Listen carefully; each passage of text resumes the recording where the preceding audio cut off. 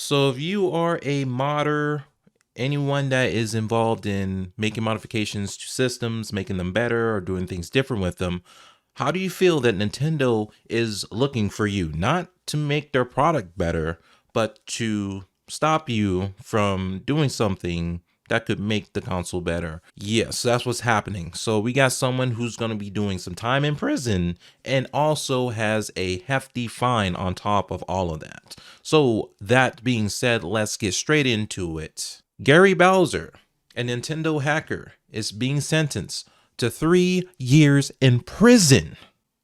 3 years. Holy moly, holy moly. So let's get into it. Gary Bowser, the public face behind Nintendo ROM hacker group Team xecuter, has been sentenced to 3 years in prison. Bowser was looking at upwards of 10 years for his crimes, 5 years for each count he pled guilty to. Bowser's lawyers countered that he should only get 19 months, claiming that he earned significantly less than his partners in crime, Max and Chen. Bowser was part of the team that helped develop and sell mod chips and jailbreaking software for a plethora of Nintendo consoles, including the Nintendo Switch. He was arrested in October 2020 and extradited to the US from the Dominican Republic to face 11 felony counts, including money laundering and wire fraud. He originally pled guilty to 2 counts: conspiracy to circumvent technological measures and to traffic in circumvention devices. He was hit with a $4 million fine as a result. How many millions of dollars do you have? I can tell you I got $0 million. I'm sure there's some people out there, but yeah, ain't nobody got that kind of money. But it gets worse. A month later, he received a further $10 million fine and damages brought against him in a separate civil suit by Nintendo. Woo, yahoo! More like money.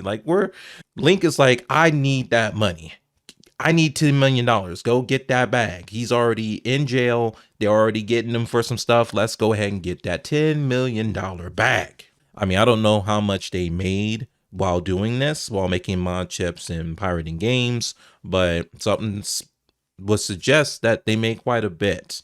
And so I can see why they would want to ask for that amount of money, and they break it down a little bit more. So let's do that. U.S. attorney said that the operation is estimated to have caused more than $65 million in losses to video game companies. But the damage goes beyond these businesses, harming video game developers and the small creative studios whose products and hard work is essentially stolen when games are pirated. I'm surprised they actually give a crap about small businesses and, indie creators. I'm shocked about that. Completely blown away. But Nintendo wants 10 million, so let's go ahead and get that bag, right? Let's go get it. Let's go get that money. Company said that it appreciates the hard work and tireless effort of federal prosecutors and law enforcement agencies to curb illegal activities on a global scale that cause serious harm to Nintendo and the video game industry.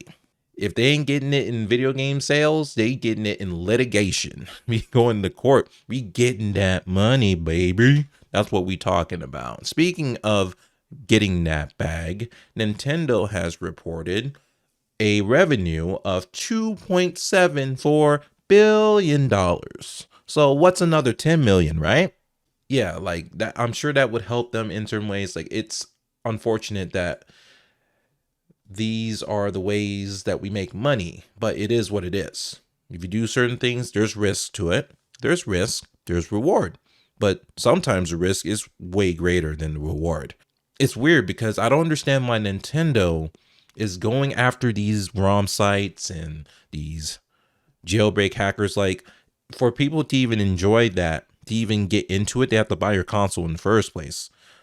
So you're getting a sale just for buying the system. Now the games, I can kind of understand the loss in revenue when people are pirating the games.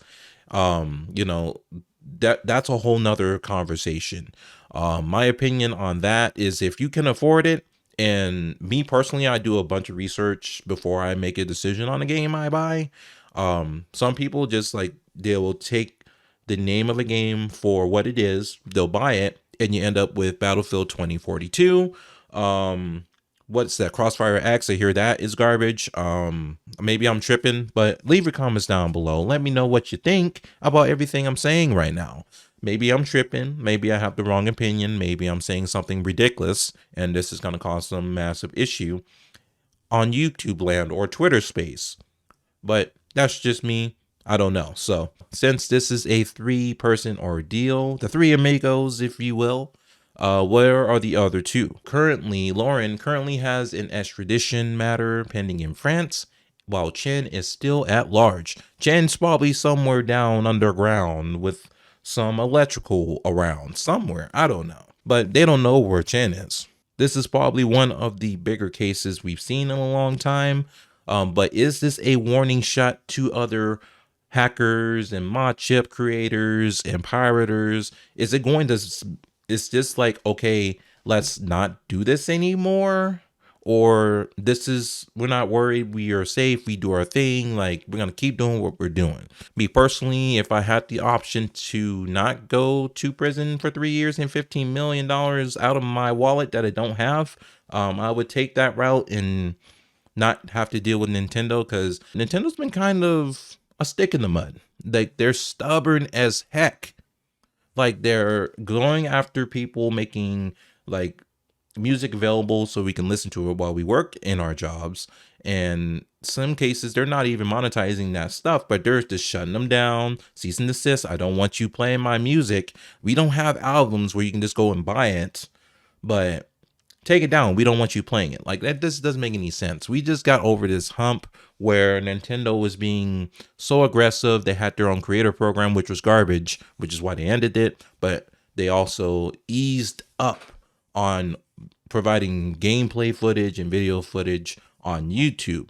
But they have reset. They hit the reset button on their Nintendo console somewhere in the company, and they're like, you know what? Let's be sticklers on music now. Like, Nintendo is just so behind. Like, it's just, it gives me a headache just thinking about it. But anyways, I'm more concerned about what you think. So let me know what you think. I've been streaming on Twitch. It's 12 followers. We are on the road to affiliate, and we're already halfway to that mark. We just need to get 3 people to watch every time I stream, which is Monday, Tuesday, Wednesday, Thursday from 10 p.m. to 11. The times might change, but that's what we're sticking to for now, because that's the best time I have to do it. Thank you very much for watching. I really appreciate it. Give me a thumbs up if you enjoyed this video. Subscribe. Please consider doing that. Really appreciate your support. Take care. We'll see you in the next video. Have a good day.